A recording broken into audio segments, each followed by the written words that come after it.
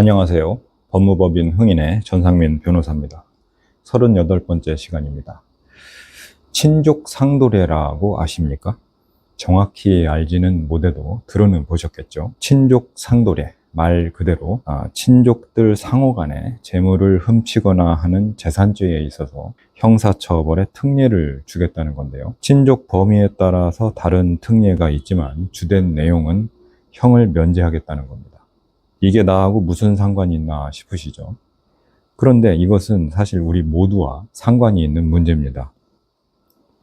A라는 사람의 이제 새아빠가 있었습니다. 그 사람은 A의 재산을 관리한다고 하면서 그 돈을 다 빼먹었던 사안이 있었는데 A가 횡령으로 고소를 했더니 동거 친족 관계라서 처벌할 수 없다며 공소권 없음으로 종결됐습니다. 그런가 하면 B는 아버지가 파킨슨 병이었습니다. 그런데 누나들이 아버지를 보살핀다면서 재산을 다 빼먹고 처분해버린 겁니다. 그래서 업무상 횡령으로 누나들을 고소했는데 역시 직계혈족 관계라서 처벌할 수 없다고 종결되었고요. C의 어머니는 돌아가시면서 다른 유언 없이 큰 액수의 예금을 남겼는데 C의 동생과 그 배우자가 어머니 명의의 예금을 찾아서 다 써버린 겁니다. 그래서 C가 횡령으로 고소를 했는데 직계 비속과 그 배우자는 형면제 사유가 있다라고 하면서 공소권 없음으로 끝났습니다. 지금 얘기해드린 사례는 친족 상도례라는 것을 설명해드리기 위해서 제가 지어낸 것이 아니라 실제 있었던 고소고발 사건들입니다. 그 외에도 유명 연예인의 형이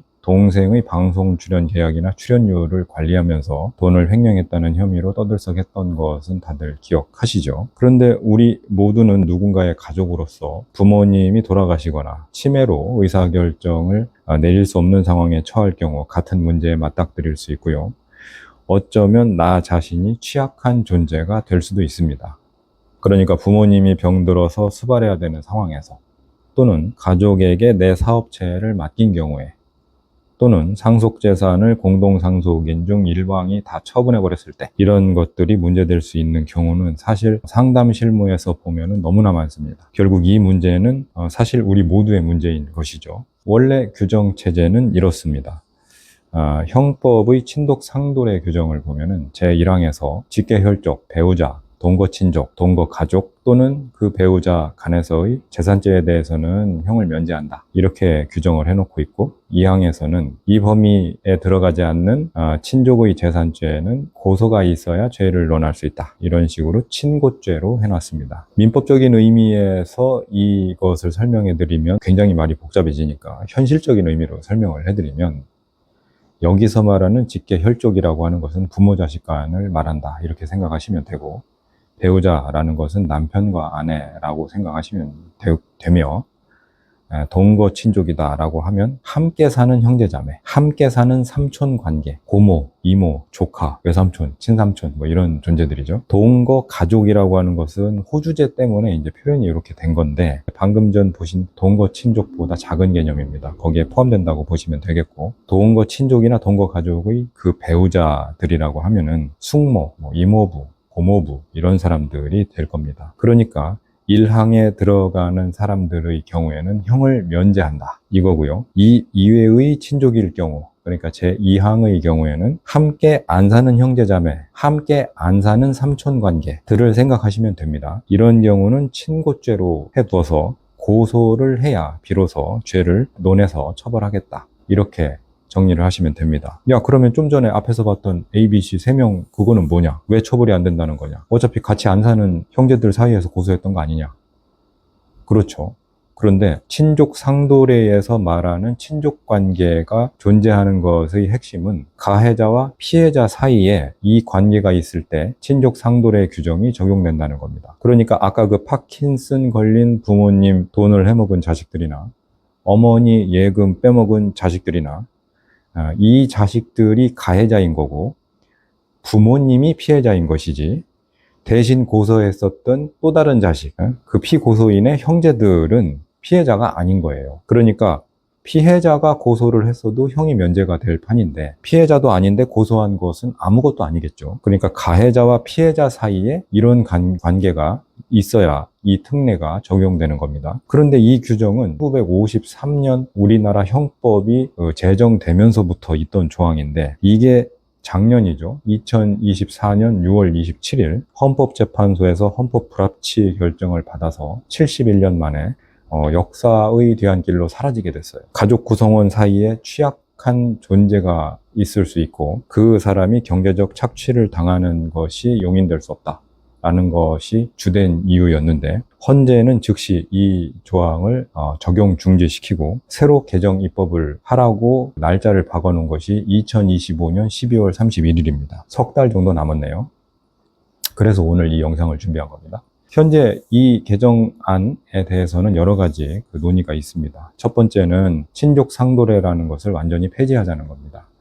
죄를 지었으면 처벌되어야 하는 게 당연하지, 인적관계가 있다고 해서 범죄가 안 된다는 것이 말이 되느냐, 이렇게 주장을 하는 건데, 화끈하기는 하죠. 그렇지만은 정말로 아빠 지갑에서 돈 들고 나가면 징역 가는 겁니다. 우리의 현실은 안 맞죠. 그리고 또 다른 안은 모든 친족 간의 범죄를 지금의 친족 상도례 제2항과 같이 친고죄로 하자는 겁니다. 그러니까 고소를 하면 그때 수사를 하자는 거죠. 왜냐면은 말이 그렇지 가족 간에 사실 형사 고소가 이루어졌다라고 할 것 같으면 그것으로 가족 관계는 끝난다는 거 아니겠습니까? 그러니까 내부적으로 다시 한번 스스로 해결할 기회를 부여해 주었다가 고소는 최후의 수단으로 고려해보라는 겁니다. 현재로서는 굉장히 유력한 견해입니다. 그리고 또 다른 안은 금액별로 나눠서 1억 이하냐, 1억에서 5억 사이냐, 5억 이상이냐, 이런 식으로 나눠서 금액이 적으면은 친고죄로 하고 금액이 많으면은 바로 수사할 수 있게 하고, 이렇게 하자는 주장이 있습니다. 기준도 애매하고 그렇게 할 이유도 없습니다. 서구 선진국들은 어떨까요?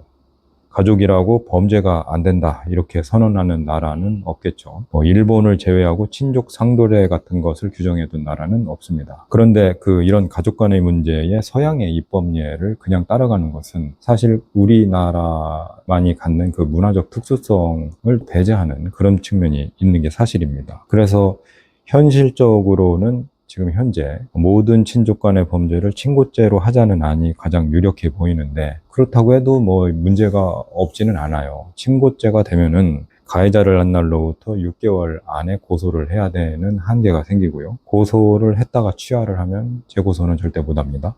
그래서 친고죄가 갖는 그 자체의 한계를 그대로 물려받는다는 그런 한계가 있고요. 그래서 제 의견을 그냥 사견임을 전제로 말씀을 드리면, 피해자 권리 보장을 강화하면서도 가족의 유지를 해야 된다는 측면에서 마지막 탈출구를 하나 만들어 두자는 거죠. 그래서 제1항은 반의사 불벌죄로 만들고, 그 외 친족의 경우에는 고소가 있으면 그때 국가가 개입하는 걸로, 그런 형태로 해서 제2항은 지금처럼 그냥 친고죄로 유지하는 것이 최선으로 보이는데, 이건 어떨지 모르겠습니다. 어차피 부모가 자식 고소해서 전과자 만드는 거 본 적 없고요. 반대로 자식은 가정폭력이나 성범죄 등 특정한 범죄를 빼면 법적으로 직계 존속을 고소할 수가 없게 되어 있어요. 그리고 삼촌 이상은 사실 볼 일도 없고요. 친족 상도례의 핵심은 결국 이촌, 즉 형제들 간의 분란이 될 겁니다. 그러니까 상속 분쟁의 형사화를 초래할 거라, 이게 제 생각입니다. 결국 앞으로 실무에서는 상속 분쟁에서 형사 리스크 관리가 필요할 것이고, 민형사 전략을 통합적으로 짜야 되는 시대가 열리게 되겠죠.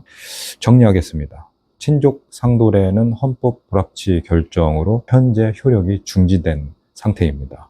현재 이 시점에서 가족 간의 범죄는 다 처벌됩니다. 아빠 지갑, 남편 지갑 털면 전부 다 절도죄입니다. 징역 갑니다. 남자들, 여자들 비상금 조금씩 챙겨두고 있죠. 이거 다 횡령입니다. 그냥 넘어갈 수 없습니다.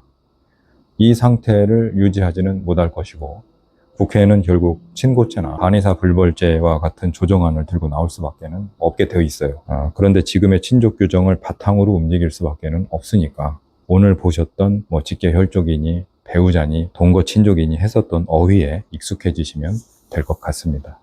저는 법무법인 흥인의 전상민 변호사였고요. 다음 시간에 다시 뵙겠습니다.